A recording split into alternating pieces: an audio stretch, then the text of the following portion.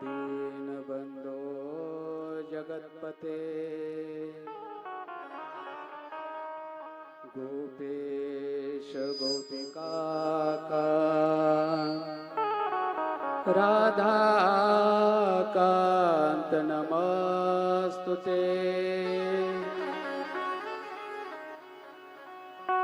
तप्त कांचन गौरांगी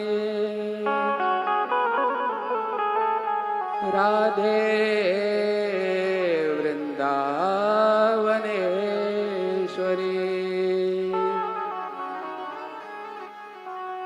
वृषभानुसुते देवी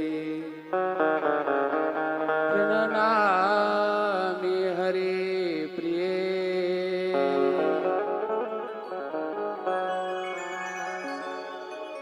वंदे भवानी शंकरो श्रद्धा विश्वासरूपिणो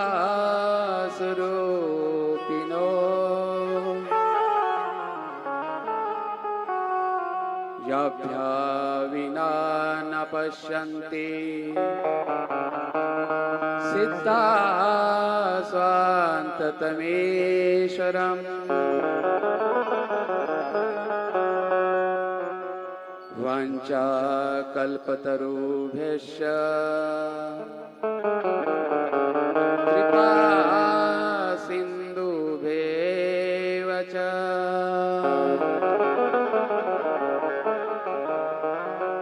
पतितानां पावनेभ्यो वैष्णवेभ्यो नमो नमः।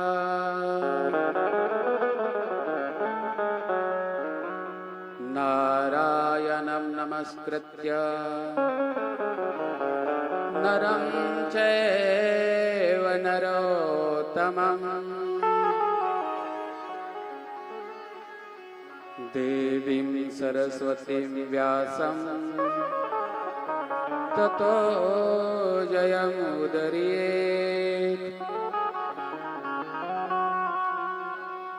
यं प्रव्रजन्तमनुपेतमपेतकृत्यं द्वैपायन विरकातराजुहाव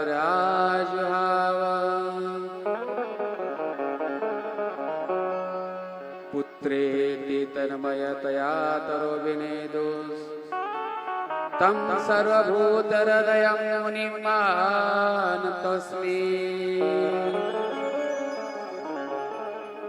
राधा रानी की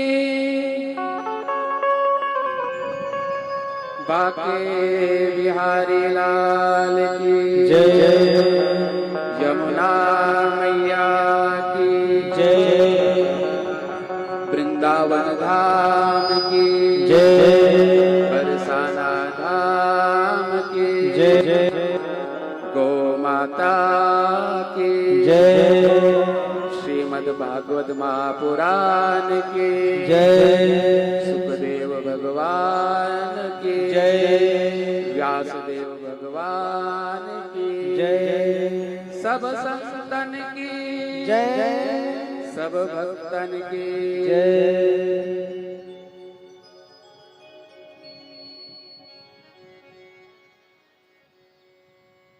कथा के पूर्व प्रभु का मंगलमय नाम भगवंताच्या नावाने भगवंताच्या नावाचा आश्रय घेऊन कथाची सुरुवात करूया। सर्वजण एकदम मस्तीमध्ये एकदम आनंदामध्ये तल्लीन होऊन प्रभु का नाम हम सभी सगळे घेणार आहोत।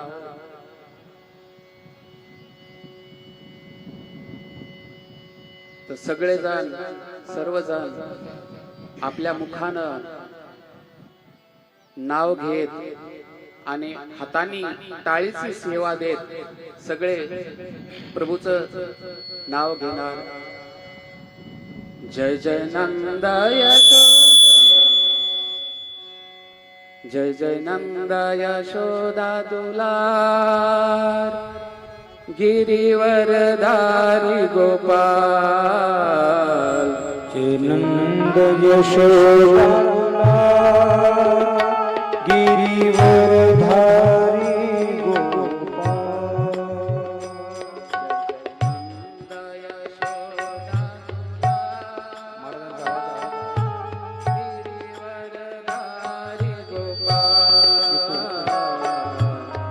नंद यशोदा दुलार गिरिवरधारी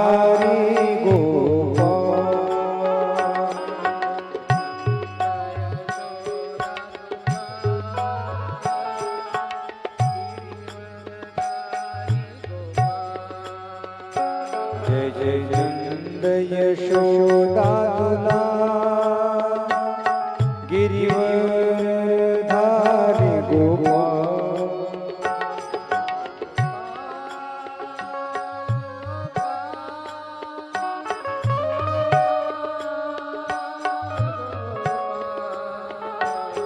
गोपाल गोपाल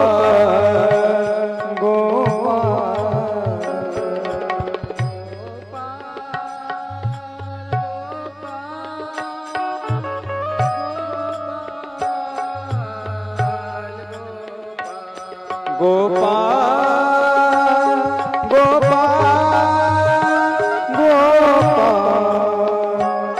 गोपाल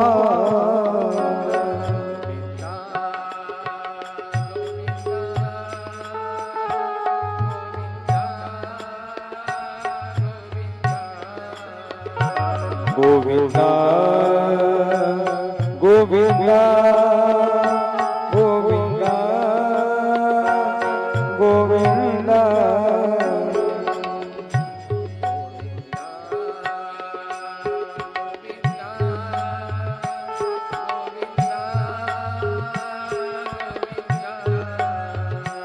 गोविंदा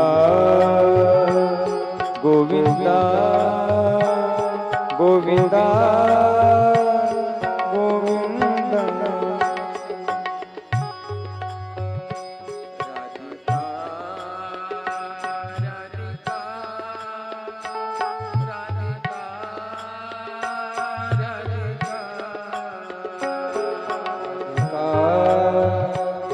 राधिका राधिका राधिका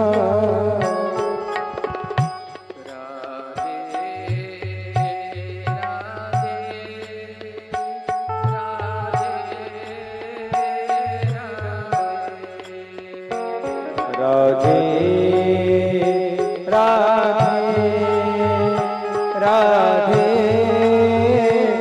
राधे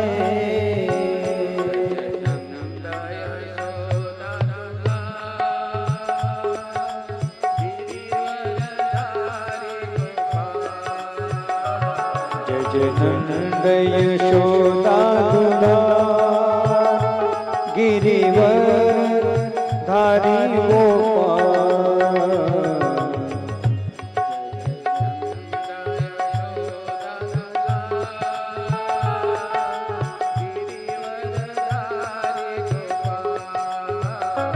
जय जय नंद यशोदा दुलार गिरिवर धारी गोपाल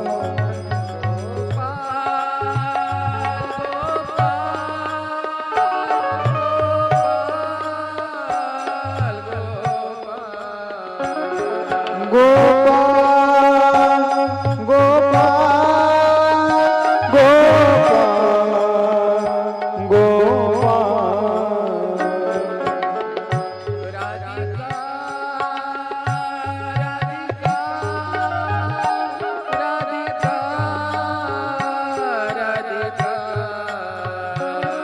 राधिका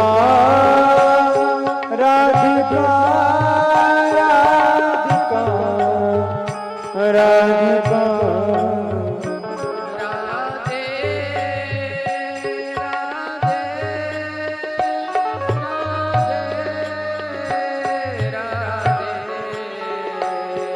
राधे राधे राधे राधे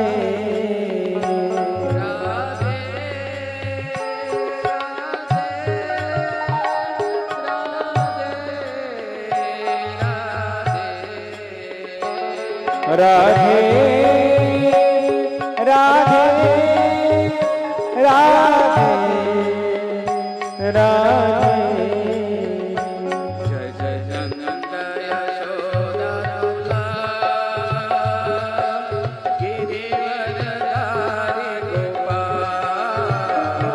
जय जय नंद यशोदा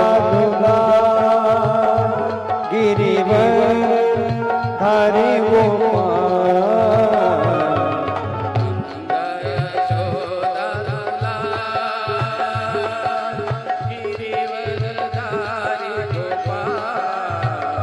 जय जय नंद यशोदा गिरिवर धारी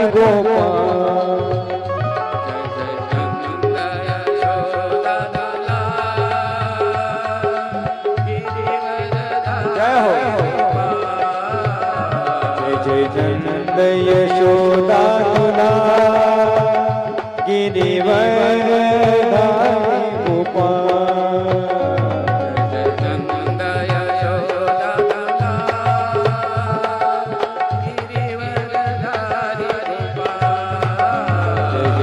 नंद यशोदा गिरिवर धारी गोपाल नंद यशोदा गिरिवर धारी गोपाल जय जय नंद यशोदा गिरिवर धारी गोपाल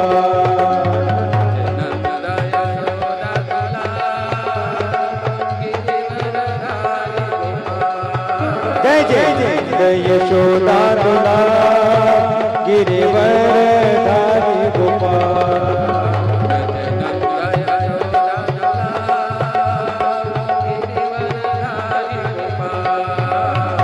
नंद यशोदा गिरिवर धारी गोपाल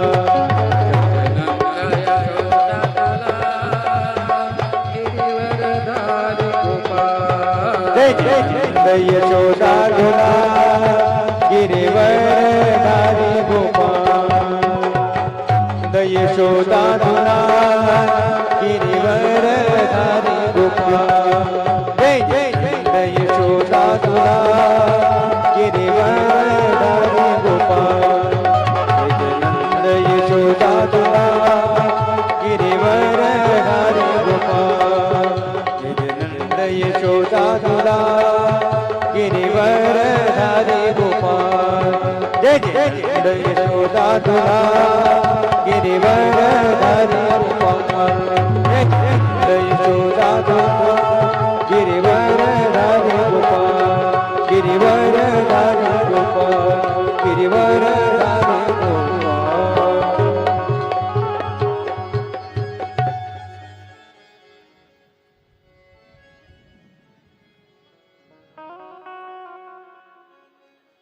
श्री राधा श्री राधा श्री राधा श्री राधा आवाज कमी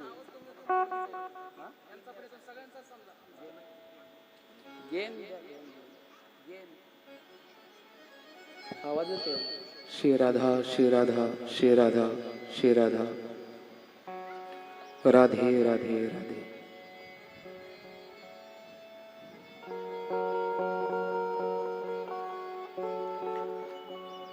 आज आपलं सर्वांचं थोर भाग्य आहे. आपल्या सर्वांना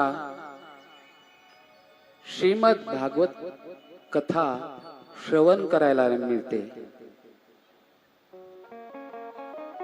हे भाग्य मोठ्या मोठ्या देवतांना पण प्राप्त नाही होत.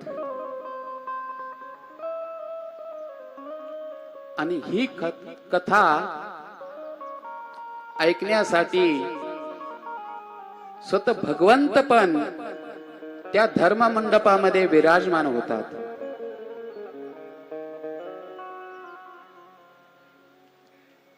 एक वेळेस नारदजीने भगवान कृष्णाला विचारलं की हे प्रभो, तुम्ही कुठं राहता? कोणी म्हणतंय की तुम्ही वैकुंठ धामामध्ये राहता, कोणी म्हणतं क्षीरसागर मध्ये राहता. नेमकं तुम्ही कुठं राहता? तुमचा कायमचा पत्ता कोणता आहे? नेमकं कुठं राहता तुम्ही? तर भगवंत नारदजीला म्हणतात, माझी भक्त गाती जेथे नारदाने उभा तेथे. माझी भक्त गाती जेथे नारदाने उभा तेथे.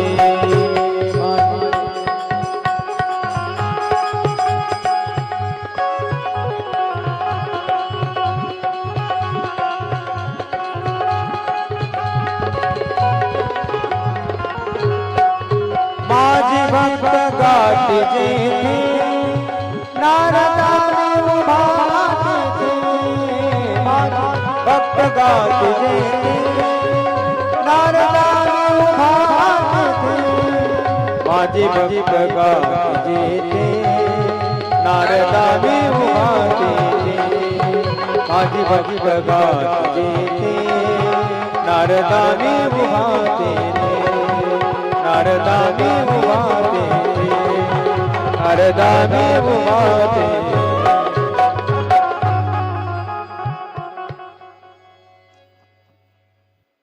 नारदजीला म्हणतात की हे नारदजी, नाहं बसामि वैकुंठे न योगिनां हृदयेन च.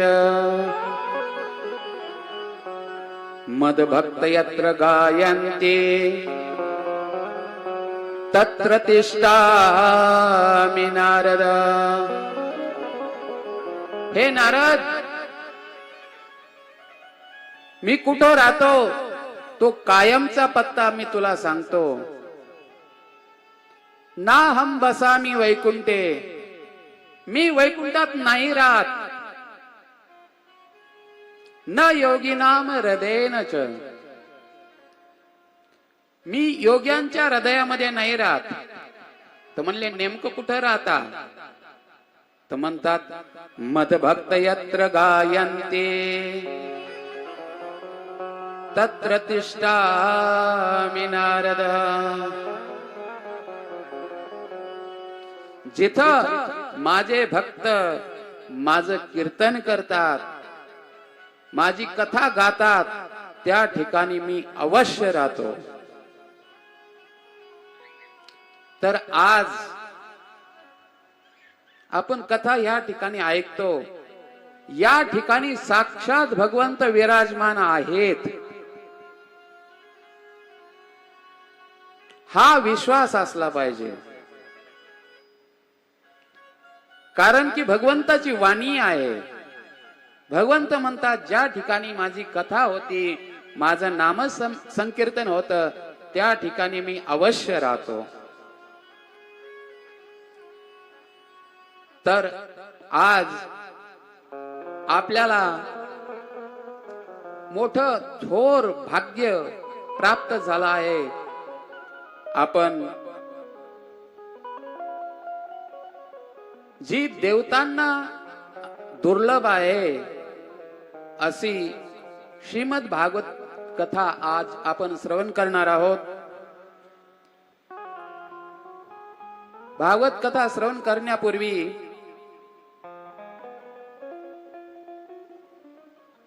भागवतमचं महात्म्य ऐकणं गरजेचं आहे. भागवत ऐकल्यानं मिळतं, कशाची प्राप्ती होते हे महात्म्य ऐकणं गरजेचं आहे.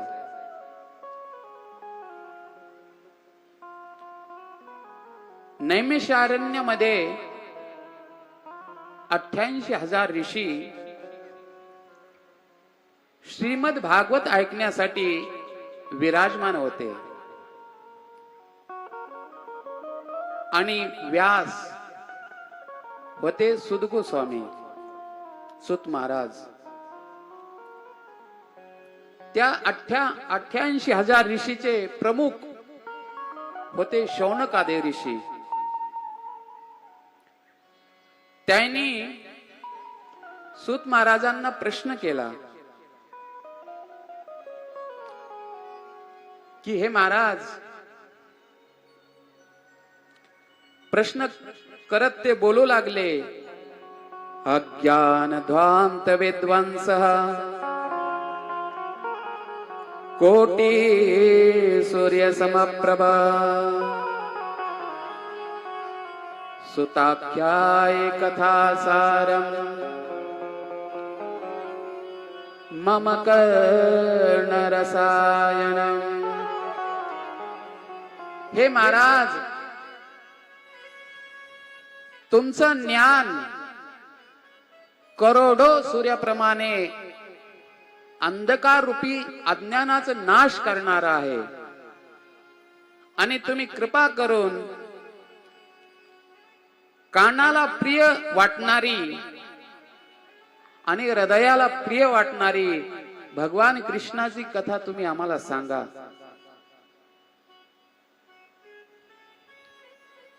आणि परत म्हणतात, भक्ती ज्ञान विराग वाप्तो विवेको वर्धते महान माया मोह निराशस्य वैष्णवे कृते कथम. भक्ती, ज्ञान आणि वैराग्य यांच्यापासून विवेकची प्राप्ती कशी होते आणि वैष्णवजन ह्या मायापासून कसे पार होतात, हे कृपा करून तुम्ही आम्हाला सांगा. आणि परत म्हणतात, यह घोरे कलो प्रायो जीवशासुरतां गतः. ह्या कलियुगामध्ये प्राय लोक असुर स्वभावाचे झाले आहेत आणि त्यांच्या शुद्धीसाठी, त्यांच्या अंतकरणाच्या शुद्धीसाठी असं कोणतं साधन आहे ते तुम्ही कृपा करून आम्हाला सांगा. आणि परत म्हणतात, श्रेयसाम यद भवे श्रेय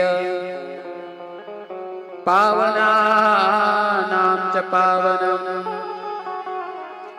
कृष्ण प्राप्तिकरं शाश्वत साधनं तत्वद अधुना. कल्याण करणार संसारामध्ये भरपूर साधन आहेत. त्या कल्याण करणाऱ्या साधनाचं पण कल्याण करणार आणि पावन करणाऱ्या साधनामध्ये पण त्याला पावन करणार आणि भगवान कृष्णाची प्राप्ती करून देणार साधन तुम्ही कृपा करून आम्हाला सांगा. हे गुरुदेव, या संसारामध्ये चिंतामणी फक्त लौकिक वस्तू देऊ शकते,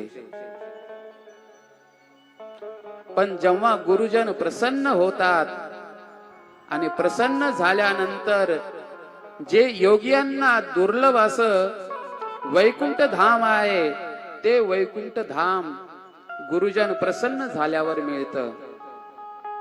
तर तुम्ही कृपा करून भगवान कृष्णाची प्राप्ती करून देणार तुम्ही सरळ आणि सोपं साधन तुम्ही आम्हाला सांगा. तर असे अनेक प्रश्न केल्यानंतर सूत महाराज शौनक आदी ऋषींना म्हणतात, भक्तियोग वर्धनम यश कृष्ण संतोष हेतुकम. हे शौनक आदी ऋषीओ, भक्तीचा प्रवाह वाढवणार आणि भगवान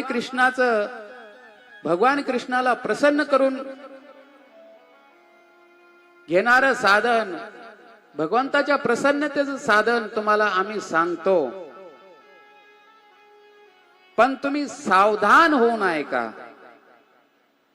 पहा, कथा सावधान होऊन ऐकली पाहिजे, एक चित्त होऊन ऐकली पाहिजे. तर तुम्ही, मी साधन सांगतो, तुम्ही ध्यान देऊन ऐका, सावधान होऊन ऐका.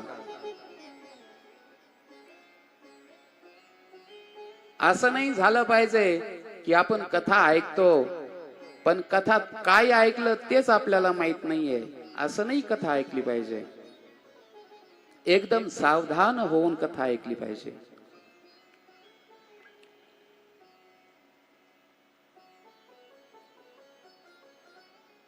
एका गावामध्ये एक पंडितजी रामकथा सांगण्यासाठी गेले. तुम्हाला दृष्टांत देतो, कथा कशी ऐकली पाहिजे. रामकथा सांगायला गेले आणि कथा सांगायला गेल्यानंतर त्यांनी 9 दिवस रामकथा सांगितली आणि सांगितल्यानंतर ते कथा सांगून आपली पोथी वगैरे बांधून आपल्या गावी निघाले. गावी निघाल्यानंतर त्या गावामध्ये 2 दल निर्माण झाले होते. तर त्याच्यातला एक दल म्हणू लागला की राम राक्षस होता. दुसरा दल म्हणू लागला, नाही, राम राक्षस नव्हते, रावण राक्षस होता. तर आपसामध्ये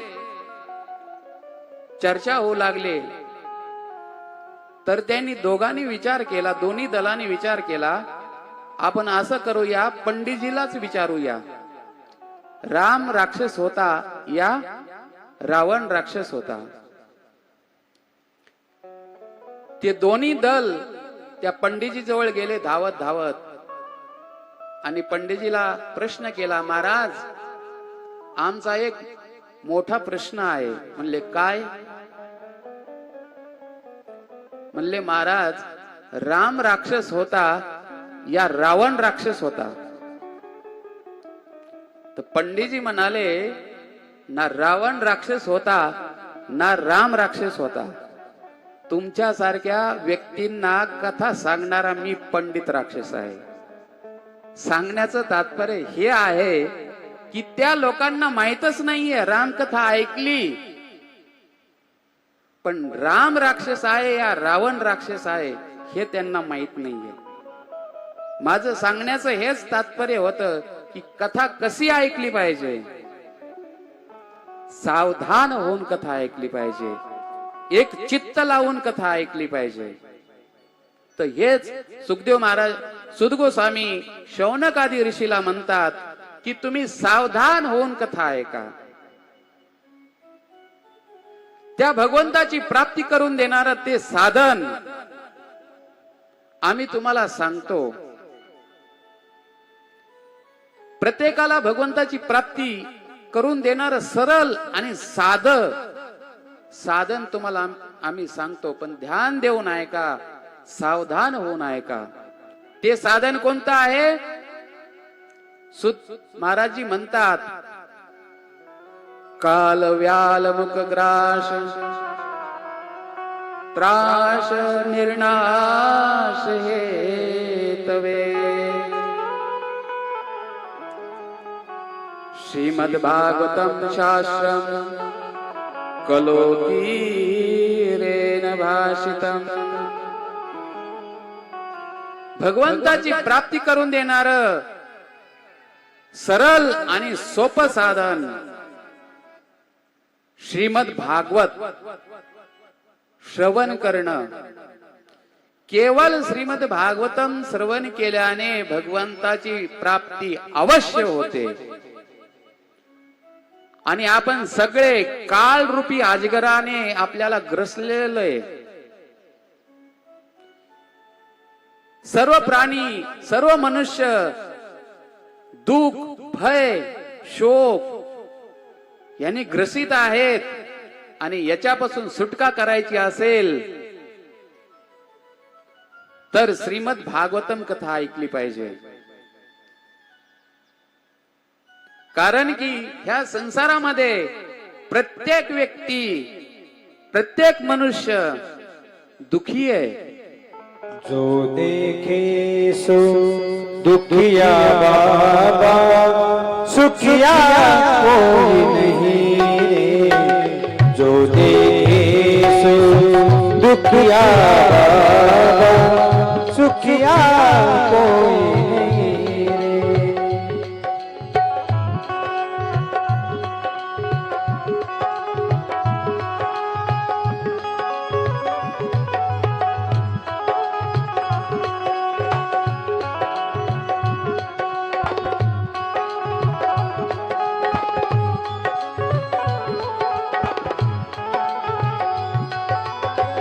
राजा दुखिया, प्रजा दुखिया, दुखिया धन बैरागी.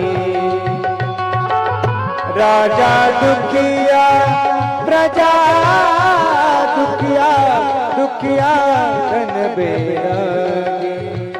दुख के कारण शुकदेव ने, दुख के कारण शुकदेव ने मोह माया त्यागी रे.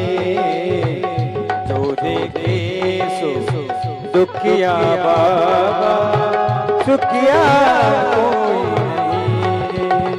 जो देखे सो दुखिया बाबा, सुखिया कोई नहीं.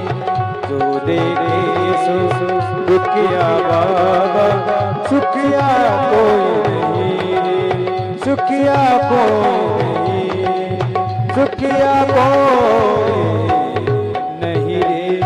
जय जय श्री राधे, जय जय श्री राधे, जय जय श्री राधे श्याम. या संसारामध्ये हर व्यक्ती दुखी आहे. कबीरदासजी म्हणतात, कोई तन दुखी, कोई मन दुखी, धन बिनो रहे उदास. थोड़े थोड़े सब दुखी, सुखी राम के दास.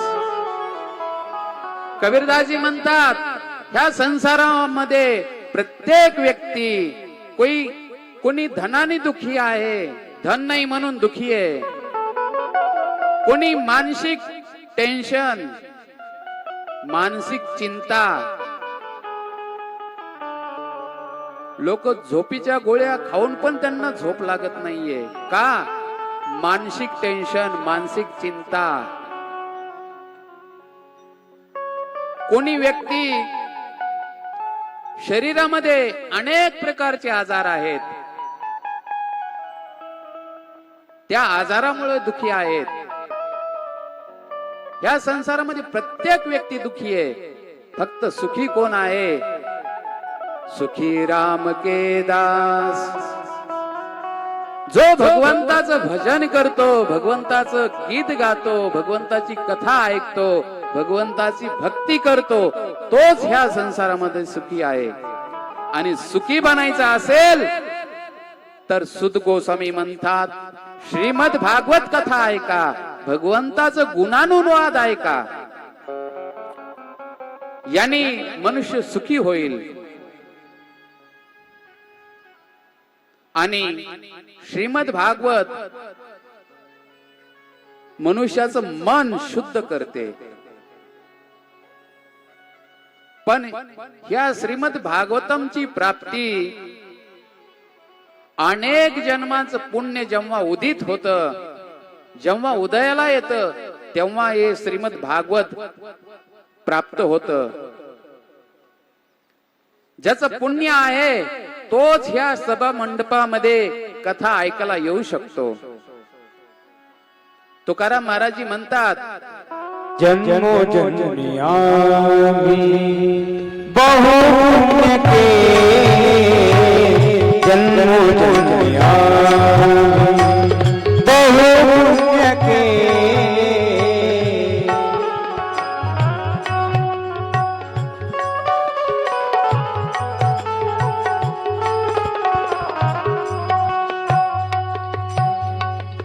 जन्मो जन्मी आम्ही जन्मो जन्मी आम्ही बहु पुण्य केले, तेव्हा या विठ्ठल कृपा केली, तेव्हा या विठ्ठल कृपा केली. जन्मो जन्मी आम्ही बहु पुण्य केले, जन्मो जन्मी आम्ही बहु पुण्य केले, जन्मो जन्मी आम्ही.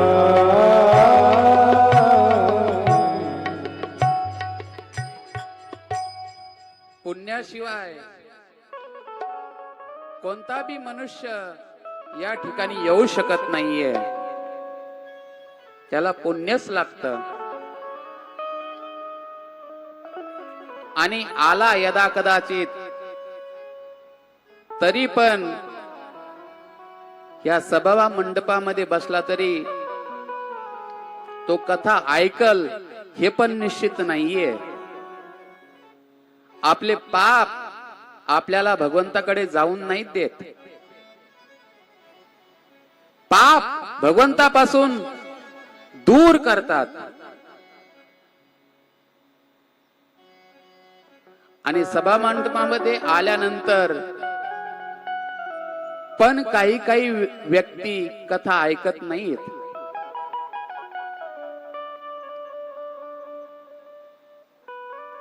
एकदम पाठ देऊन माग बसणार खंबाला आणि गप्पा मारणार. कारण की त्यांचं पुण्य नाहीये. सभा मंडपात आल्यानंतर बी ते कथा ऐकू शकत नाहीयेत.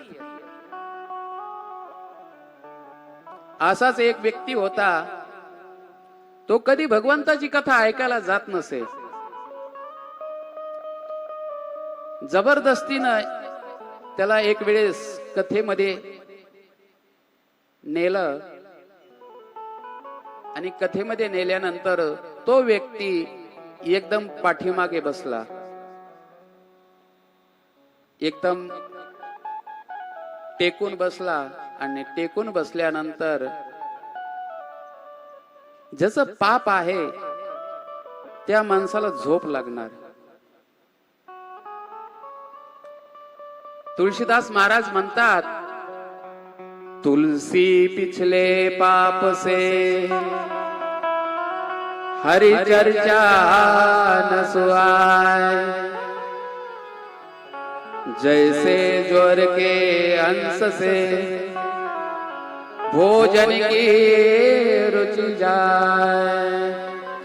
तुलसीदास महाराज म्हणतात, जे पापी लोक आहेत त्यांना भगवंताची कथा चांगली नाही लागत. जसं आपल्याला भाव रोग झालेला आहे, त्याच्यामुळे आपल्याला भगवंताचं चरित्र, भगवंताचं नाव चांगलं नाही वाटत. जसं आजारी पडल्यानंतर माणसाला भोजन चांगलं लागत नाहीये, त्याला सगळं कडू लागतं. कारण की त्याला आजार झाला आहे. तसंच आपल्याला पण भावरोग झालेला आहे. आपल्याला भगवंताचं चरित्र चांगलं नाही वाटत. कारण की आपल्यामध्ये पाप आहे. तर तो व्यक्ती पाठीमाग बसला आणि 2 मिनिटात त्याला झोप लागली. आणि झोपल्यानंतर आपोआप काही काही माणसाचे तोंड उघडे राहतात आणि उघडे राहिल्या त्याचं तोंड उघड झालं आणि एक कुत्ता महाराज आले आणि त्यांनी टांग वर केली आणि त्याच्या तोंडामध्ये त्यांनी जे करायचं ते केलं. समजून घ्या तुम्ही. आणि कथा समाप्त झाल्यानंतर त्याला उठवलं त्याच्या मित्रांनी, म्हणले अरे उठ, कथा झाली. आणि सगळे लोक विचार करू लागले, आपसामध्ये बोलू लागले, भगवंताची कथा किती गोड आहे, किती सुंदर आहे, किती मधुर आहे. तो हा व्यक्ती ऐकत होता जो झोपी गेला होता तो. अरे म्हणले तुम्ही आपसामध्ये चर्चा करता की भगवंताची कथा भरपूर गोड आहे, म्हणले मला गोड तर नाही लागली. म्हणले काहीतरी गडबड झाली दिसते, मला तर कथा खारट खारट लागली. तर सांगण्याचं तात्पर्य हे होतं की मनुष्याचं पाप मनुष्याला पहिलं तर कथेमध्ये येऊनच नाही देत आणि आल्यानंतर पण कथा ऐकू देत नाहीये. भागवत कथा ऐकण्यासाठी पुण्यच लागतं, पुण्याशिवाय या गोष्टी होऊ शकत नाहीत. पुढं सूत महाराज शौनक आदी ऋषींना बोलतात, जेव्हा राजा परीक्षितला सुखदेव महाराज कथा सांगण्यासाठी धर्म मंडपामध्ये उपस्थित झाले, विराजमान झाले, तेव्हा देवताजन, स्वर्गातले देवता, पहा कथा किती दुर्लभ आहे, ऐका ध्यान देऊन. स्वर्गातले देवता एका कळशामध्ये स्वर्गातलं अमृत घेऊन गंगा किनारे आले. देवता भरपूर स्वतःच काम करून घेण्यासाठी देवता लोक भरपूर कुशल असतात. त्या ठिकाणी सुखदेव गोस्वामी जवळ आले आणि त्यांना प्रणाम केला.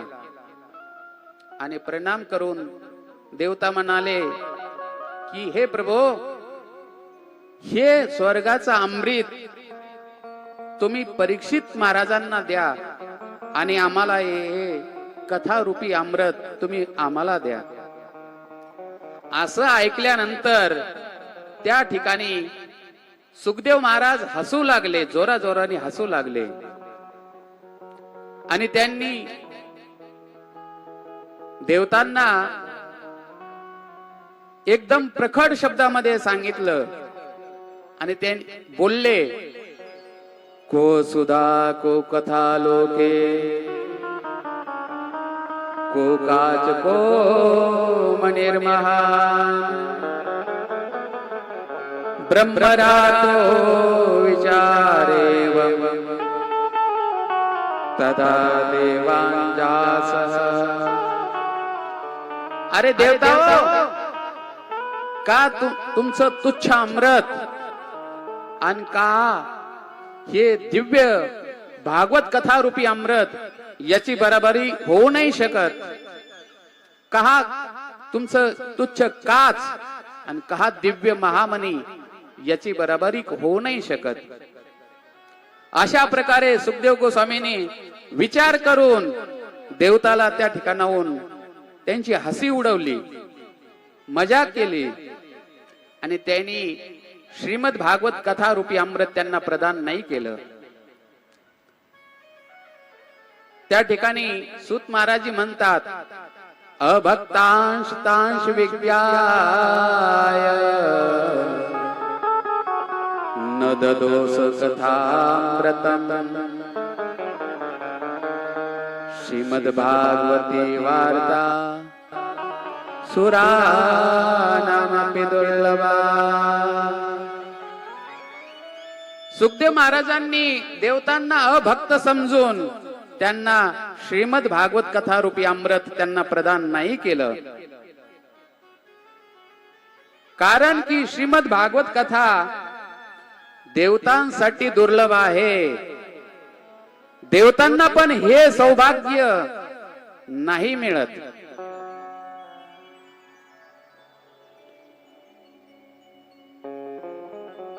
पुढे गोस्वामी म्हणतात, पहिल्या काळी फक्त भागवतम ऐकून परीक्षित महाराजांची मुक्ती पाहून ब्रह्माजीला मोठं आश्चर्य झालं. आश्चर्य झाल्यानंतर त्यांनी सत्यलोकामध्ये एक भलं मोठं तराजू आणलं आणि त्या तराजूमध्ये एका पालड्यामध्ये सगळे शास्त्र ठेवले आणि एका पारड्यामध्ये श्रीमद भागवतम ठेवलं. श्रीमद भागवतम आपल्या महिमेमुळं ते खाली राहिलं आणि अन्य शास्त्र एकदम वर गेले. तर हे पाहून सगळ्या ऋषींना आश्चर्य झालं. आश्चर्य झाल्यानंतर त्यांनी निश्चित केलं की कलियुगामध्ये केवळ श्रीमद भागवत कथा ऐकल्यानंतर मनुष्य ह्या संसारातून मुक्त होऊ शकतो, असं त्यांनी निश्चित केलं.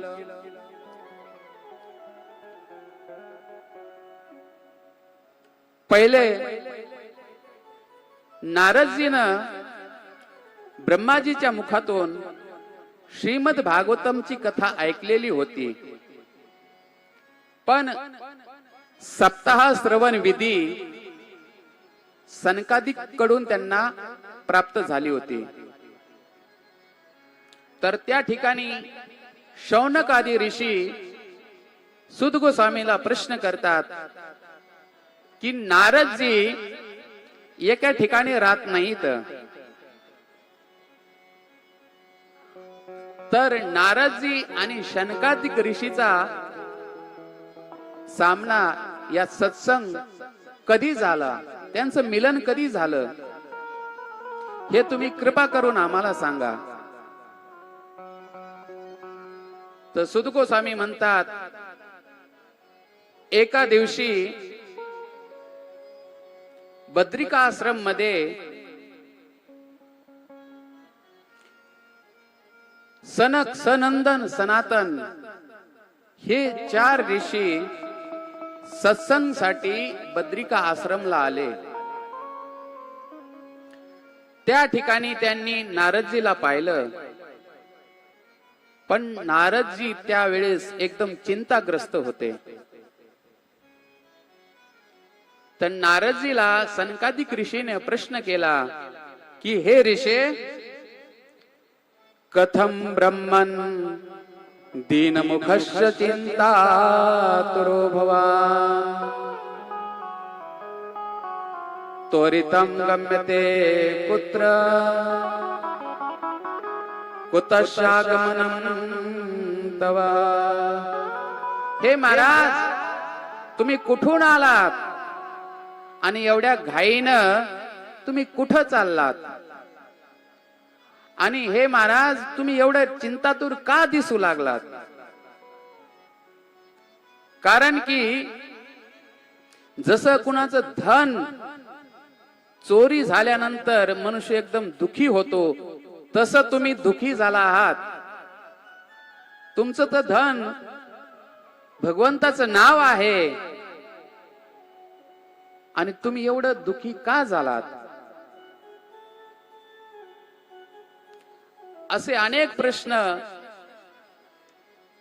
सनकादिक ऋषीने नारदजीला केले. तर नारदजी म्हणतात, हे सनकादिक ऋषी हो, अहम तु पृथ्वीं यातो ज्ञात्वा सर्वोत्तमामिति पुष्करं च प्रयागं च काशी गोदावरी तथा। हे ऋषे, मी सर्वात श्रेष्ठ तीर्थ समजून या पृथ्वीवर आलो आणि ह्या पृथ्वीवर मी पुष्कर, प्रयाग, गोदावरी, हरिद्वार, ऋषिकेश, सेतुबंध, रामेश्वर आणि अशा अनेक ठिकाणी, तीर्थाच्या ठिकाणी मी फिरलो, भ्रमण केलं, पण त्या ठिकाणी मी काय पाहिलं? तर नारदजी म्हणतात, मनाला शांती देणारं तिथं मी काहीच नाही पाहिलं. तर काय पाहिलं? तर नारदजी म्हणतात, सत्यम नास्ति तपोसोचम दयादानं न विद्यते उदरं वरिणो जीवा वराकाकुटभाषिणा। सत्यम नास्ति, ह्या संसारामध्ये सत्य नाहीये. मी तीर्थाच्या ठिकाणी जाऊन पाहिलं तर सगळे लोक असत्य भासी झाले आहेत, खोटं बोलू लागले आहेत. सत्यम नास्ति, सत्य नाही राहिलं कुठं. ना तप राहिलंय, ना पवित्रता राहिली, ना दया राहिली. माणसामध्ये एवढी कठोरता आली आहे, त्यांच्या हृदयातून दया निघून गेली आहे. दयादानं न विद्यते, ना दया राहिली, ना कुणाची दान करण्याची इच्छा होते. दान बी करत नाहीयेत, फक्त काय करतात? उदरंबरिनो जीवा, फक्त कसं पोट भरण, कसे पैसे कमावता येतील याच्याकडे सगळ्याचे लक्ष चालू आहेत. आणि वराका कुटभाषीनं एवढे कठोर बोलू लागलेत लोक या कलियुगामध्ये. आणि परत म्हणतात, मंदासु मंदमतयो मंद भाग्या हि पुत्रता पाखंड निरता संतो विरक्ता परिग्रह. लोक आळशी झालेत, काम करू वाटत नाहीये आणि त्यांची बुद्धी पण मंद झाली आहे. आणि बुद्धी मंद झाल्यामुळं त्यांचं भाग्य पण मंद झालंय. अनेक दुःखाने ग्रसित झालेले आहेत हे लोक. आणि ह्या कलियुगामध्ये पाखंडो निरता संतो, आणि जे संत जन आहेत हे संत जन कलियुगामध्ये पाखंड करू लागले आहेत. आणि जे विरक्त आहेत ते परिग्रह करू लागलेत, धन संचय करू लागलेत. आणि परत म्हणतात, अट्टशूला जनपदा शिवशूला द्विजातय कामिन्य केशशूलिन्य संभवन्ते कलावय. लोक बाजारामध्ये धान्य विकू लागलेत. जुन्या काळी धान्य बाजारामध्ये विकलं नव्हतं जात. जुन्या काळी लोक आदान प्रदान करायचे, धान्य विकत नव्हते. जसं कुणाला ज्वारी पाहिजे असेल आणि दुसऱ्याकडे गहू असेल दुसऱ्या व्यक्तीकडे, तर तो आपली ज्वारी त्याला द्यायचा आणि गहू स्वतःला घ्यायचा. पहिलं धान्य विकलं नव्हतं जात, पण ह्या कलियुगामध्ये नारदजी म्हणू लागलेत, अट्टशूला जनपदा, धान्य लोक विकू लागलेत, शिवसूला द्विजातया, ब्राह्मण लोक वेद विकू लागलेत. वेद विकू लागलेत म्हणजे पैसे घेऊन अध्ययन करू लागलेत वेदाचं. अशा प्रकारे नारदजी पृथ्वीमध्ये कलियुगाचे दोष पाहत पाहत यमुना किनारे गेले. आणि यमुना किनारी गेल्यानंतर नारदजीनं तिथं एक आश्चर्य पाहिलं. त्या ठिकाणी एक युवती एकदम उदास बसलेली होती, खिन्न मनाने बसलेली होती. तिच्या जवळ दोन वृद्ध पुरुष अचेत अवस्थामध्ये पडलेले होते.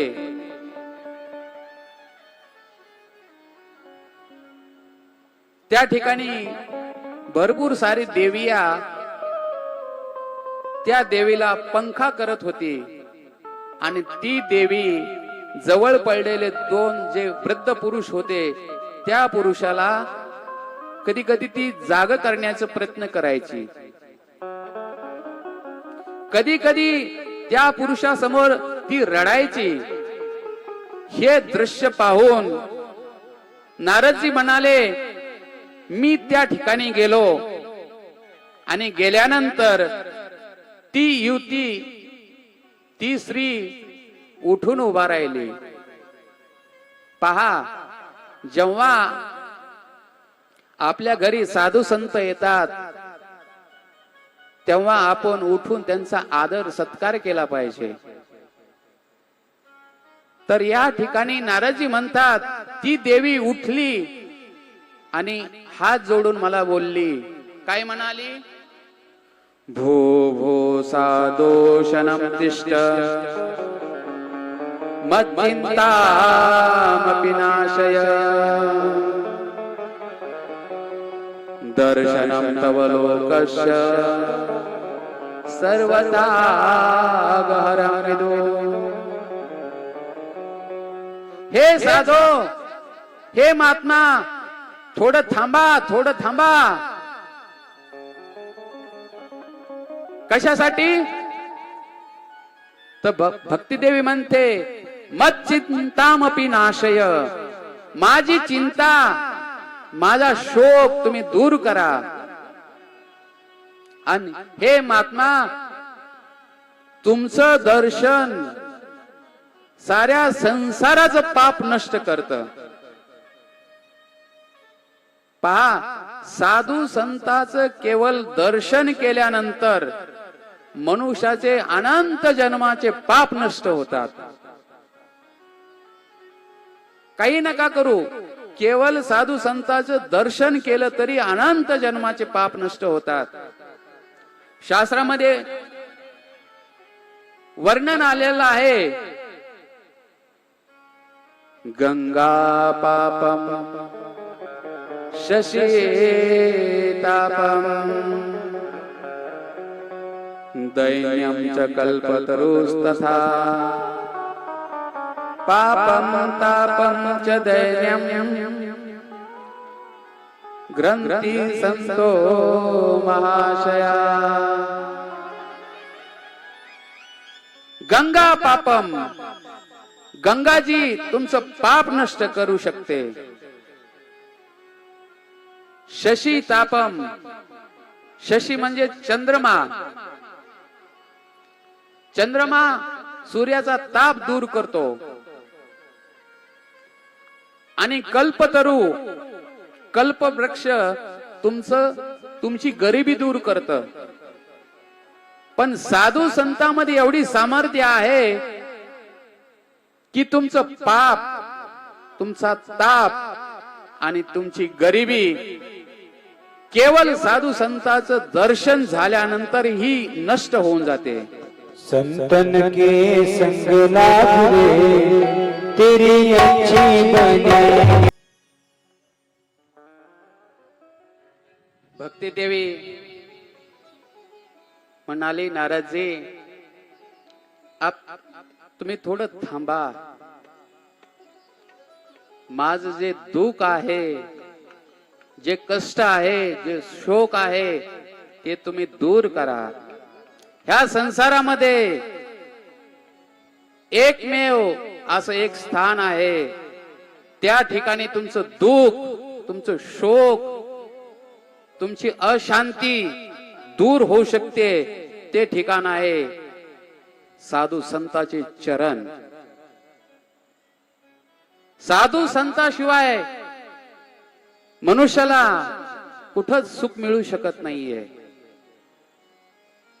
कारण की त्यांच्या जवळ भगवंत, त्यांच्या हृदयामध्ये भगवंत विराजमान असतात.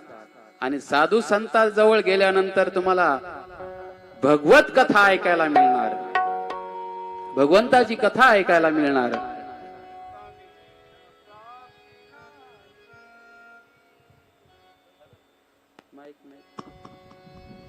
संतवीन प्राप्ती नाही, संतवीन प्राप्ती नाही.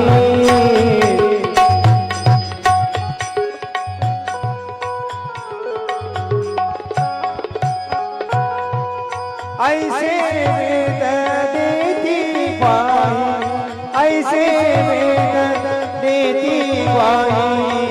संतवीन प्राप्ती नाही, संतवीन प्राप्ती नाही, संतवीन प्राप्ती नाही.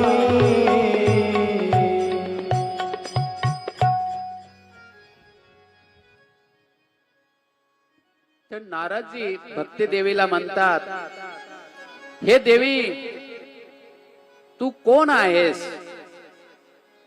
आणि तुझ्या समोर हे दोन वयोवृद्ध पुरुष पडले आहेत, हे तुझे कोण आहेत? आणि तुला जी पंखा करतात त्या देविया कोण आहेत? आणि तुझ्या दुःखाचं कारण काय आहे ते विस्ताराने तू सांग. तर त्या ठिकाणी भक्ती देवी म्हणते की हे नारदजी, माझं नाव भक्ती आहे आणि हे ज्ञान आणि वैराग्य हे माझे दोन्ही पुत्र आहेत, मुलं आहेत. आणि ह्या देविया यमुना, गंगा आदी नद्या आहेत. ह्या नद्या माझी सेवा करतात, तरी पण मी सुखी नाहीये.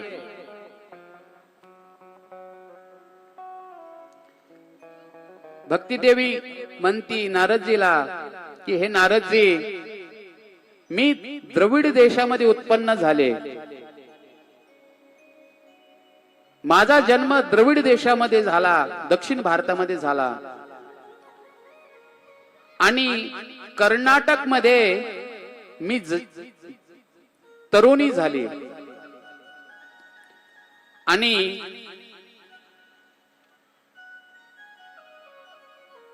क्वचित क्वचित महाराष्ट्रे गुर्जरे जीर्णंतां गतः. काही काही ठिकाणी महाराष्ट्रामध्ये मी सन्मानित झाले, महाराष्ट्रामध्ये माझा सन्मान झाला. जसं आळंदी, पैठण, पंढरपूर या ठिकाणी माझा सन्मान झाला. पण गुर्जरे जीर्णतां गतः, जेव्हा मी गुजरात मध्ये गेले तेव्हा मला वृद्ध अवस्था प्राप्त झाली. आणि त्या ठिकाणाहून मी परत ह्या वृंदावन धामामध्ये आले.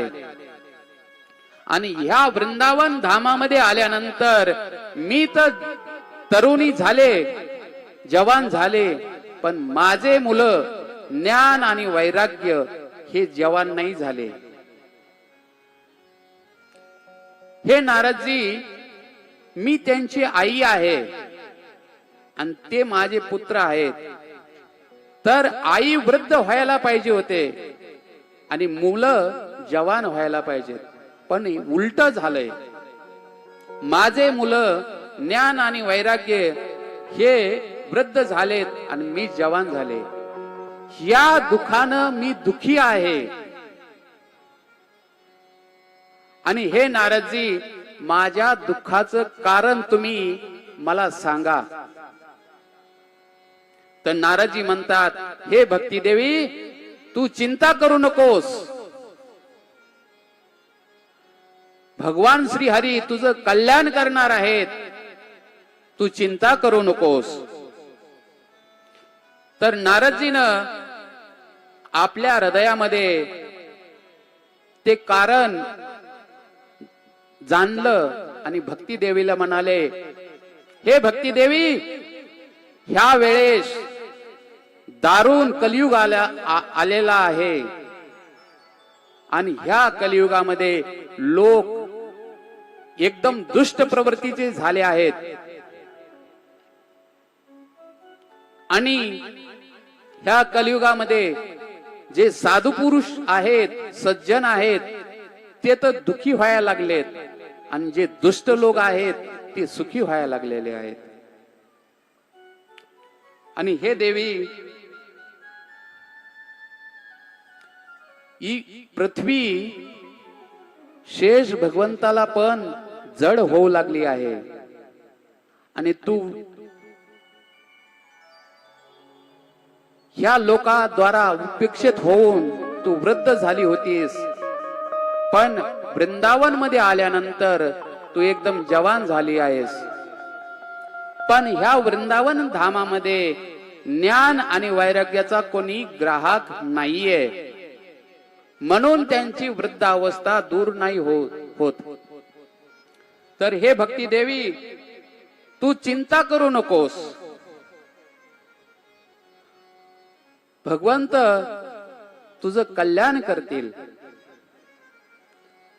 तर नारदजीला भक्ती देवीनं प्रश्न केला, कलियुग एवढा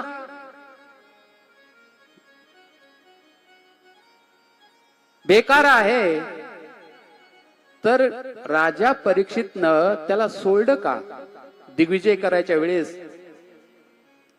असा प्रश्न भक्ती देवीने नारदजीला केला. तर नारदजी म्हणतात, जेव्हा परीक्षित महाराज दिग्विजय करण्यासाठी निघाले तेव्हा कलियुग परीक्षित महाराजींना शरणागत झाला. शरणागत झाल्यानंतर राजा परीक्षितने विचार केला, कारण की राजा परीक्षित सार ग्रहण करत होते. ह्या कलियुगामध्ये एक विशेष गुण आहे. काय विशेष गुण आहे? तर त्या ठिकाणी नारदजी म्हणतात, यत् फलम नास्ति तपसा योगेन, यत् फलम नास्ति तपसा न योगेन समाधिना, तत्फलम लभते सम्यक् कलौ केशव कीर्तना. जे फळ तपस्याने प्राप्त होत नाहीये, तपस्या जे योगन प्राप्त होत नाहीये, ते फळ कलियुगामध्ये फक्त प्रभूचं नाम संकीर्तन केल्यानंतर प्राप्त होत. त्याच्यामुळं परीक्षितनं कलियुगला सोडून दिला. हा कलियुगामध्ये एक विशेष गुण आहे. कलियुगा माझी करावे कीर्तन, कलियुगा माझी करावे कीर्तन.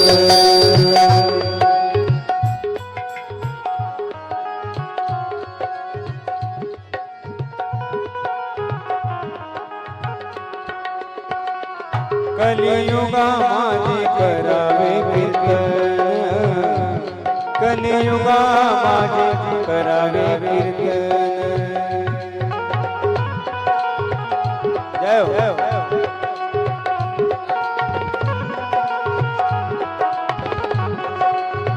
जेने नारायण देईल भेटी, जेने नारायण देईल भेटी, कलियुगा माझी करावे कीर्तन, कलियुगा माझी करावे कीर्तन, कलियुगा माझी करावे कीर्तन, कलियुगा माझी करावे कीर्तन.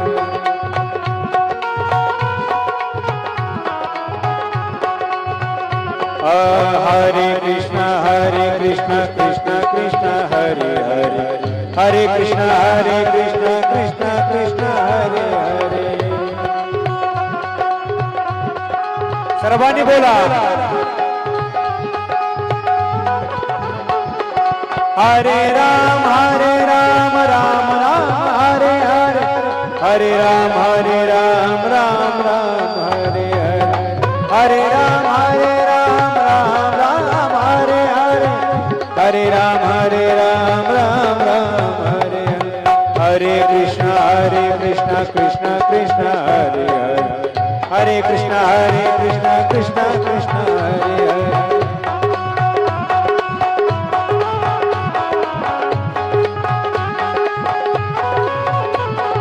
हरे कृष्ण कृष्ण हरे हरे, हरे कृष्ण कृष्ण कृष्ण हरे हरे.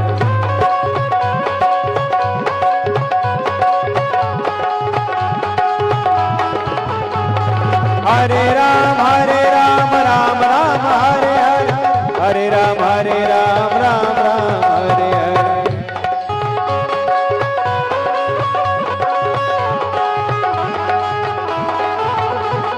हरे कृष्ण कृष्ण कृष्ण हरे हरे, हरे कृष्ण कृष्ण कृष्ण हरे हरे.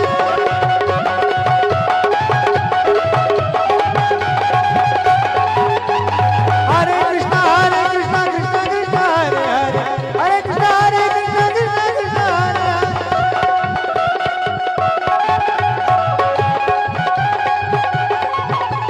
हरे राम राम राम हरे हरे, हरे राम राम राम हरे हरे, राम राम.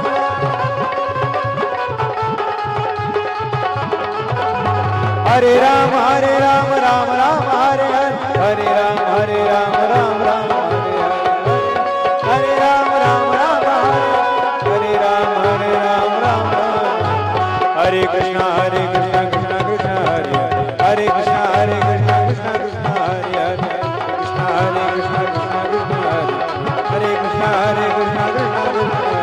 हरे कृष्ण कृष्ण कृष्ण कृष्ण हरे, हरे कृष्ण कृष्ण कृष्ण कृष्ण हरे.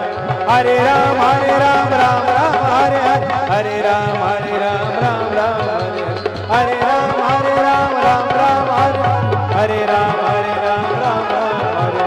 हरे कृष्ण कृष्ण कृष्ण हरे, हरे कृष्ण कृष्ण कृष्ण हरे, हरे कृष्ण कृष्ण कृष्ण हरे, हरे कृष्ण कृष्ण कृष्ण. बोलिए जय जय श्री राम, जय जय श्री राम, जय जय श्री राम.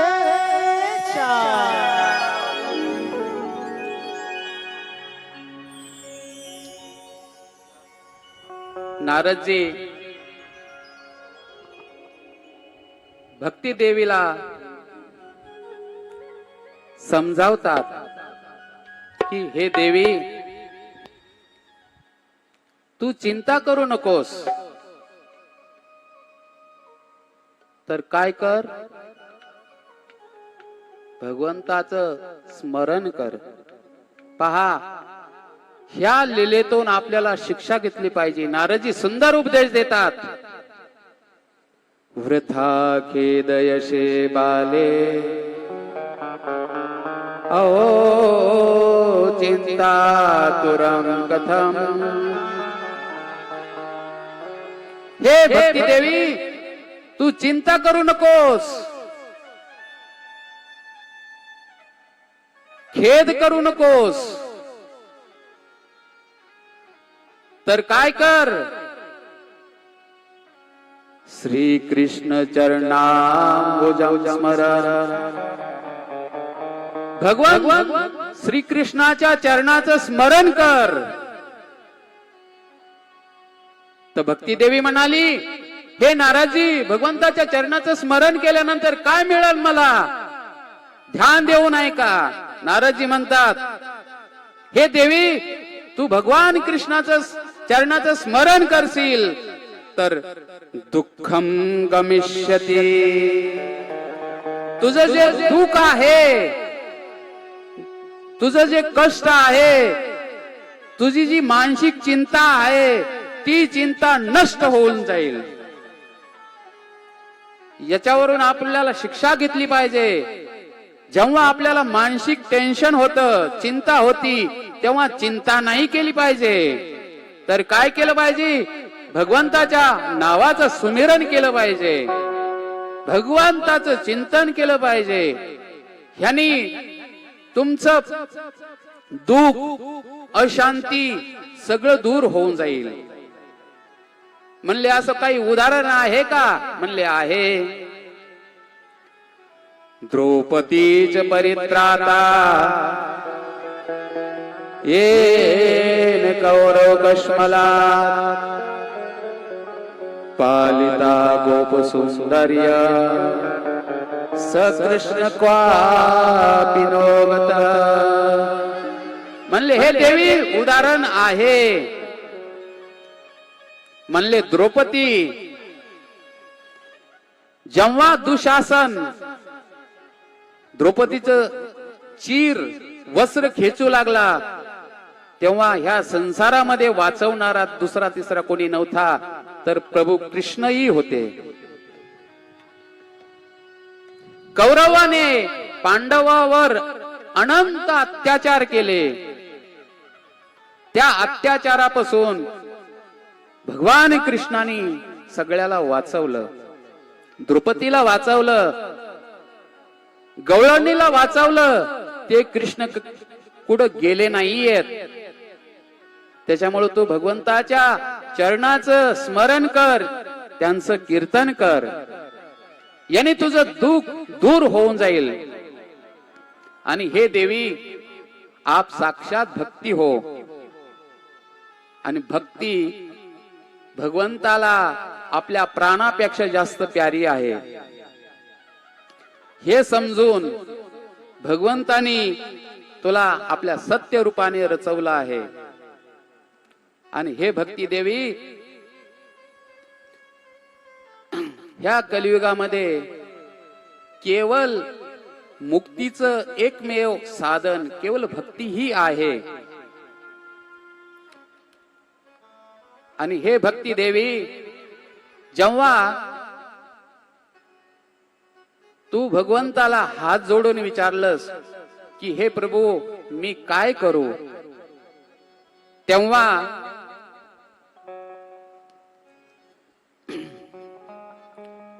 भगवंताने सांगितलं, हे देवी, तू काय कर, माझ्या भक्ताची सेवा कर. पहा, भगवंत आपल्या सेवेपेक्षा जास्त आपल्या भक्ताची सेवा केल्यानंतर प्रसन्न होतात. म्हणून माणसाने साधू संतांची सेवा केली पाहिजे. भगवंत लवकर प्रसन्न होतात. शास्त्रामध्ये वर्णन आलं आहे. पाराशर स्मृती नावाचा एक ग्रंथ आहे. त्या ग्रंथामध्ये एक श्लोक येतो. त्या श्लोकाचा भाव आहे, त्या श्लोकामध्ये सांगतात, 60 वर्ष सहस्राणी विष्णोराराधने फलम सकृत वैष्णव पूजाया लभते नत्र संशय. भगवंत आपल्या सेवापेक्षा साधू संतांची सेवा केल्यानंतर प्रसन्न होतात. भगवंताची 60,000 वर्षापर्यंत ध्यान देऊन ऐका. भगवंताची 60,000 वर्षापर्यंत सेवा पूजा केल्यानंतर जे पुण्य मिळतं ते पुण्य तुमच्या घरी कोणी वैष्णव आला, साधू आले तर त्यांना फक्त सकृत म्हणतात एक वेळेस. तुलना पहा, भगवंताची 60,000 वर्षापर्यंत सेवा केल्याचं जे फळ मिळतं ते फळ तुमच्या घरी कोणी साधू संत आला आणि त्याला उठून फक्त एक वेळेस, अनेक वेळेस नाही म्हणत मी, एक वेळेस एक ग्लास भरून पाणी पाजलं तर इकडे भगवंताची 60,000 वर्ष सेवा पूजा केल्यानंतर जे फळ मिळतं ते फळ फक्त एक वेळेस साधू संतांची सेवा केल्यानंतर प्राप्त होतं. एवढी महिमा आहे साधू संतांच्या सेवाची. तर भक्ती देवीनं ऐकलं आणि भक्ती देवी भक्तांचं पालन पोषण करू लागली. भगवंत प्रसन्न झाले आणि प्रसन्न होऊन त्यांच्या सेवेसाठी मुक्तीला पाठवलं. आणि ज्ञान वैराग्य हे त्यांचे पुत्र. तर हे भक्ती देवी, तेव्हापासून तू साधू संतांची सेवा करू लागलीस. पण सत्ययुग, द्वापार आणि त्रेता ह्या युगामध्ये तर तू एकदम प्रसन्न राहिलीस, आनंदित राहिलीस. पण जेव्हा कलियुग आला तेव्हा जे पाखंडी लोक आहेत त्या लोकांनी तुझं अंगभंग केलं आणि तुला वृद्ध अवस्था प्राप्त झाली. तर हे देवी, तू चिंता करू नकोस, 7.5 वर्ष बसणार आहे. तर हनुमानजी म्हणाले, ठीक आहे शनी महाराज, तुम्ही माझ्या डोक्यावर विराजमान व्हा. तर शनी महाराज हनुमानजीच्या डोक्यावर विराजमान होतात. हनुमानजी काय करतात, एक पहाड उखाडतात आणि शनी महाराजाच्या डोक्यावर ठेवतात. आता हनुमानजीच्या डोक्यावर कोण बसलेला आहे, शनी महाराज, आणि शनी महाराजाच्या डोक्यावर एक पहाड ठेवलेला आहे. तर शनी महाराज म्हणले, हनुमानजी, मी 7.5 वर्ष तुमच्या पासून जाणार नाहीये. तर हनुमानजी म्हणाले, ठीक आहे. तर हनुमानजी शनी महाराजाला म्हणतात की शनी महाराज, तुम्ही जरा फिट्ट माझ्या डोक्याला पकडा, कारण की मी भगवंताच्या कीर्तनाशिवाय राहू शकत नाहीये आणि मी आता कीर्तन करणार. त्या ठिकाणी हनुमानजी प्रभू रामचंद्राचं कीर्तन करू लागले. श्री राम राम राम, जय राम राम राम.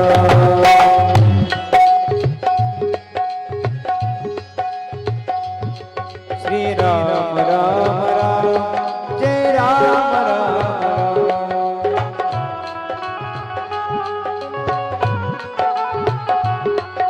श्री राम राम राम, जय राम राम राम.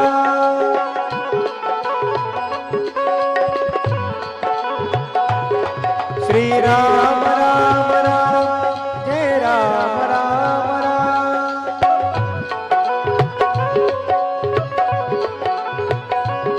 श्री राम राम राम, जय राम राम राम. श्री राम राम राम, जय राम राम राम. जय हो.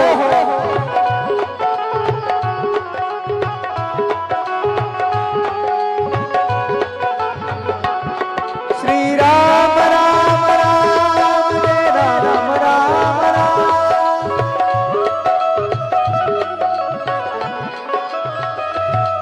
श्री राम राम राम, जय राम राम राम. जय हो. श्री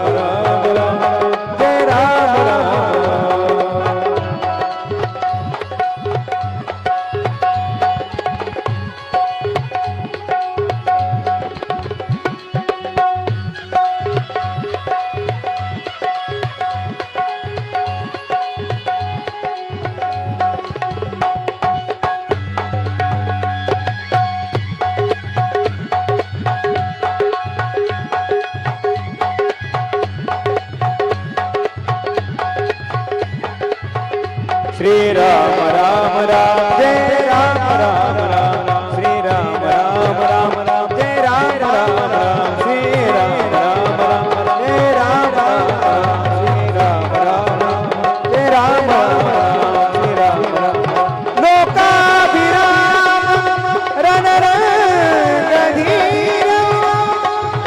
राजीव रघुवंशनाथ कारुण्यरूपं करुणाकरं श्रीरामदूतं शरणं प्रपद्ये। प्रभु रामचंद्र भगवान की जय जय श्री राधे जय जय श्री राधे जय जय श्री राधे। अशा प्रकारे जेव्हा हनुमानजी कीर्तन करू लागले, आता शनी महाराजाची चटणी होऊ लागली. जसं जुन्या काळी माताए वाट्यावर काय म्हणतात इकडं, वरंटा म्हणतात ना इकडं, जुन्या काळी चटणी वाटायचे. खाली एक दगड असतो आणि वर एक दगड असतो असा गोल, त्याच्यावर चटणी वाटायच्या जुन्या काळी माता आहे. तसं हनुमानजीचं डोकं खाली होऊन आणि वरून हनुमानजीच्या डोक्यावर काय होतं, पहाड. आणि हनुमानजी जेव्हा कीर्तन करू लागले तर असे कीर्तन करू शकतात का? आपल्यासारखं आपण बसून कीर्तन करू लागलो, एकदम मस्तीमध्ये कीर्तन केलं पाहिजे. पहा, नृत्य केलं पाहिजे कीर्तनामध्ये, लाजलं नाही पाहिजे.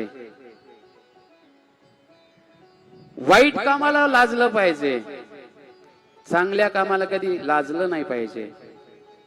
जेव्हा कीर्तन तुम्ही ऐकता कथेमध्ये, तेव्हा निसंकोच होऊन नृत्य केलं पाहिजे, बसलं नाही पाहिजे. बसून केवळ असं टाळ्या नाही वाजल्या पाहिजे. नृत्य करण्याची महिमा आहे. काय महिमा आहे शास्त्रामध्ये सांगितलंय, पदभ्याम भूमेर दिशो दृग्भ्याम द्रोभ्याम च मंगलम दिव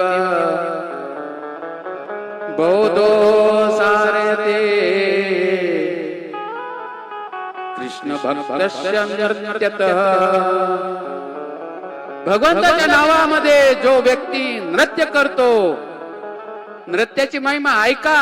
आणि 7 दिवस जेव्हा कीर्तन होईल तेव्हा नृत्य झालंच पाहिजे. नृत्याची महिमा काय आहे शास्त्र सांगते, पदभ्याम भूमे दिशो दृग्भ्याम. जेव्हा भक्त भगवंताचं नाव घेत नृत्य करतो, जमिनीवर नृत्य करताना प्रहार करावा लागतो पायाने. तो जेव्हा भक्त नाचतो, जमिनीवर आपले पाय मारतो, तेव्हा जमिनीवर होणारे, पृथ्वीवर होणारे सगळे पाप नष्ट होतात. पदभ्याम भूमेर दिशो दृग्भ्याम. आणि जेव्हा भक्त नाचताना दिशाला पाहतो, 10 दिशा आहेत,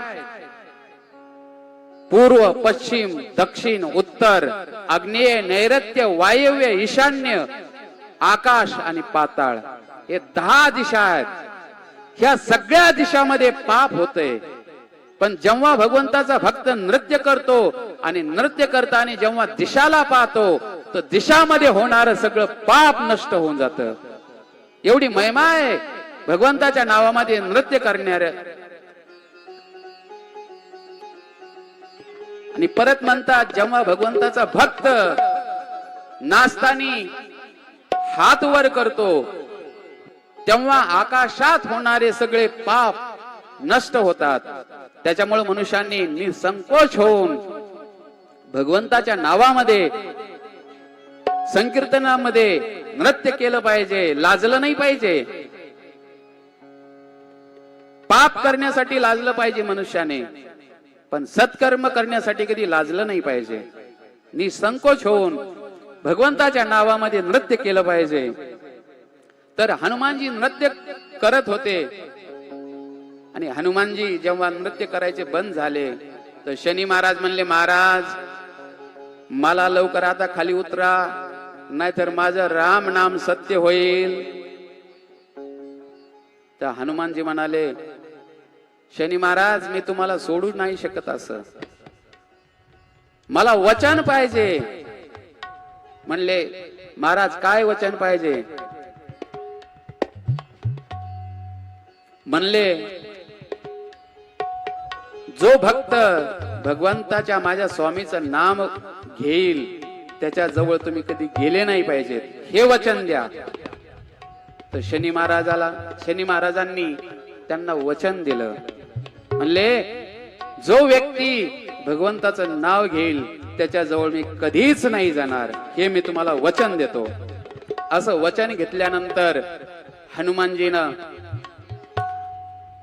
तो पहाड काढला आणि शनी महाराज एकदम टपकन खाली त्याने उडी मारली. हे दृष्टांत तुम्हाला कशामुळे सांगितला? श्रीमद भागवतम मध्ये नारदजी म्हणतात, न प्रेतो न पिशाचो वा राक्षसो वा असुरोपी भक्तियुक्त मनस्कानां स्पर्शनेन प्रभुर्भवेत्. जो भगवंताची भक्ती करतो त्याला भूत प्रेत कधीच लागू शकत नाहीत. आपण देवऱ्यासारखं जातो, कशामुळे जातो? आमच्या कुणाला तरी भूत लागले, अरे जायची गरज नाहीये, घरामध्ये नाम संकीर्तन करा, भूत प्रेत तुमच्या घरातून निघून जातील. पण तेवढा विश्वास, तेवढी श्रद्धा असली पाहिजे. अशा प्रकारे नारदजी भक्तीची महिमा गातात आणि भक्तीची महिमा गायल्यानंतर भक्तीचे सगळे अंग पुष्ट होतात. आणि भक्ती देवी म्हणते, हे नारदजी तुम्ही माझं दुःख दूर केलंय, पण माझे पुत्र जे आहेत ज्ञान वैराग्य यांना तरुण अवस्था प्राप्त अजून झाली नाहीये. तुम्ही त्यांना कृपा करून त्यांची वृद्ध अवस्था दूर करा. जेव्हा भक्तीचे हे वचन ऐकले तेव्हा नारदजी ज्ञान वैराग्य यांच्या जवळ जातात आणि त्यांच्या कानामध्ये आवाज देतात, अरे ज्ञान, अरे वैराग्य, लवकर उठा. असा आवाज दिल्यानंतर पण ज्ञान वैराग्य उठत नाहीत. नंतर नारदजी गीता पाठ करतात, वेद ध्वनी करतात, तरी पण ज्ञान वैराग्य जागे होत नाहीत. कस तरी त्यांना जाग करतात. जागे केल्यानंतर ज्ञान वैराग्य जागे झाल्यानंतर परत झोपी जातात. अशा प्रकारे नारदजी विचार करू लागले की आता काय केलं पाहिजे. तेव्हा नारदजी विचार केला, यांची वृद्ध अवस्था दूर नाही होत, काय केलं पाहिजे. त्या ठिकाणी सूत महाराजी म्हणतात, हो निद्रा कथम याति वृद्धतम च महत्तरम् चिन्तयन्ति गोविन्दं स्मारयामास भार्गव. जेव्हा माणसाला काही कळत नाहीये काय करावं, कोणत्या कार्यामध्ये आपल्याला निर्णय घेण्याची क्षमता नसेल, तर तेव्हा भगवंताच्या नावाचं सुमिरन केलं पाहिजे. नारदजी पण हेच करू लागले. आता काय करावं सुचेना नारदजीला. तर नारदजीने एकमेव उपाय समजला, भगवंताचं नाव, भगवंताचं सुमिरन करू लागले. आणि जेव्हा नारदजी भगवंताचं सुमिरन करू लागले तेव्हा आकाशवाणी झाली. आणि आकाशवाणीनं सांगितलं की हे नारदजी, तुम्ही ज्ञान वैराग्यासाठी एक सत्कर्म करा. आणि ते सत्कर्म तुम्हाला साधू संत सांगतील. आणि ते सत्कर्म केल्यानंतर ज्ञान आणि वैराग्याचं दुःख दूर होऊन जाईल. अशा प्रकारे ती आकाशवाणी झाली. नारदजी मनामध्ये विचार करू लागले, आकाशवाणीनं जे सत्कर्म सांगितलंय ते सत्कर्म कोणतं आहे. आणि त्या सत्कर्माचं पालन केल्यानंतर भक्ती ज्ञान वैराग्याचं कष्ट दूर होईल. पण ते कर्म नेमकं कोणतं आहे आणि कोणते ऋषी मुनी मला ते सांगणार, असं नारदजी विचार करू लागले. आणि नारदजी त्या ठिकाणाहून ज्ञान वैराग्यांना सोडून जातात आणि अनेक तीर्थामध्ये साधू संतांना भेटतात. आणि हा प्रश्न करतात की ज्ञान भक्तीचं वैराग्य, ज्ञान आणि भक्तीचं जे कष्ट आहे ते कसं दूर होईल आणि त्याच्यासाठी कोणतं सत्कर्म केलं पाहिजे, असं ऋषी मुनींना तीर्थामध्ये विचारू लागले. पण कुणी पण त्यांना एक निश्चित उत्तर नाही दिलं. तर नारदजीने विचार केला. ते बद्रीवन मध्ये आले आणि विचार केला की मी आता ज्ञान वैराग्यासाठी तप करणार. तेवढ्यात त्यांनी पाहिलं, त्यांच्या समोर सनकादिक ऋषी उभे होते. सनकादिक ऋषींना नारदजीनं प्रश्न केला की हे महाराज, ते कोणतं कर्म आहे, त्याचं पालन केल्यानंतर ज्ञान आणि भक्तीचं आपलं वैराग्य आणि ज्ञानाचं कष्ट दूर होईल. तर त्या ठिकाणी सनकादिक ऋषी म्हणतात, हे नारदजी, या संसारामध्ये ऋषी लोकांनी भरपूर साधन, भरपूर उपाय सांगितलेत, पण ते उपाय फक्त स्वर्गाची प्राप्ती करून देणारे आहेत. भगवंताची प्राप्ती करून देणारं साधन गुप्त आहे. आणि ते साधन सांगणारा महापुरुष मोठ्या भाग्याने मिळतो.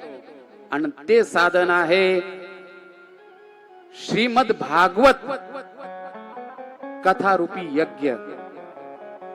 हे केल्यानंतर वैराग्य आणि ज्ञान यांचं कष्ट दूर होऊन जाईल. तर नारदजी सनकादिक ऋषींना म्हणाले की हे महाराज, मी भक्ती ज्ञान वैराग्यासाठी भागवत रूपी यज्ञ करील, पण ते यज्ञ मला कुठं केला पाहिजे.